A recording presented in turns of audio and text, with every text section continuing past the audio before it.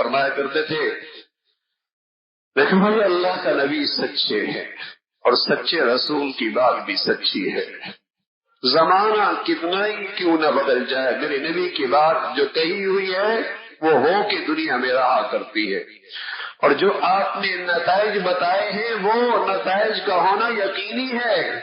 آپ علیہ الصلوۃ والسلام فرمایا کرتے تھے من لزم الاستغفار جعل اللہ له من كل ضيق مخرجا ومن كل هم فرجا ورزقه من حيث لا يحتسب۔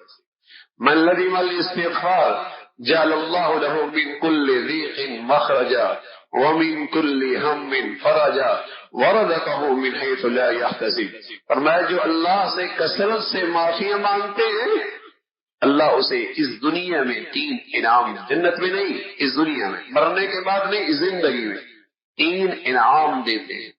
نبی کا کہا سچا ہے، دنیا کا کوئی تجربہ، کوئی وظیفہ، کوئی تجربہ، کوئی وظیفہ، کوئی باریسی، کوئی انداز نہیں وہ نتیجہ دے سکتا جو اللہ کے رسول کا کہا ہوا عمل نتیجہ دے سکتا ہے۔ دنیا کا کوئی وظیفہ، دنیا کا کوئی تجربہ، دنیا کی کوئی پالیسی، دنیا کا کوئی نظام، کوئی چیز وہ نتیجہ نہیں دے سکتی جو نتیجہ اللہ کے رسول نے کہا، اور اس کا نتیجہ اتنا یقینی ہے۔ تو آپ علیہ الصلوۃ والسلام فرمایا کرتے تھے جعل اللہ له من كل ضيق مخرجا، اللہ ہر بند گلی سے تمہارے لیے راستہ نکالے گا۔ سمجھ میں نہیں آ رہا کیا کرے، کدھر جائے، کیسے اس مصیبت سے جان چھوٹے۔ من كل ضيق مخرجا، فرمایا ہر بند گلی سے اللہ تمہیں راستہ نکال دے گا۔ وَمِن كُلِّ هَمٍّ فَرَجًا، ہر مصیبت سے اللہ تمہارے لیے صورت پیدا کر دیں گے۔ وَرَزَقَهُ مِنْ حَيْثُ لَا يَحْتَسِبُ، اور اللہ تمہاری ضروریات وہاں سے پوری کریں گے تمہارے وہم و گمان کے اندر بھی نہیں ہو۔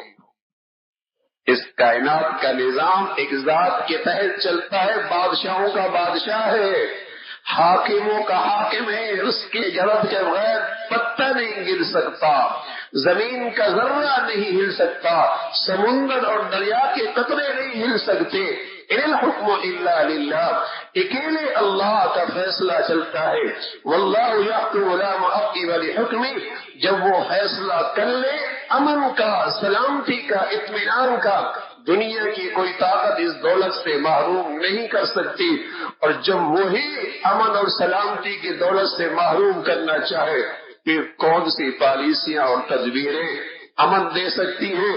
تو میرے عزیزوں وقت کا تقاضا یہ ہے اللہ کی رحمت کو متوجہ کیا جائے، اس کی نصرت کو اپنی طرف متوجہ کیا جائے، اور اس کا راستہ ہے ندامت چاہیے اپنی غلطیوں پر، شرمندگی چاہیے اپنے گناہوں پر، شرمندگی چاہیے اپنی غلط روش پر، اللہ کی طرف رجوع کرنے کی قومی سطح سے لے کر انفرادی زندگی تک اس کی ضرورت ہے، تاکہ ہماری تدبیروں اور پالیسیوں کے ساتھ ساتھ اللہ کی مدد اور نصرت بھی آئے، اور اللہ ہمیں امن اور سلامتی کی دولت نصیب فرمائے۔ وآخر دعوانا ان الحمد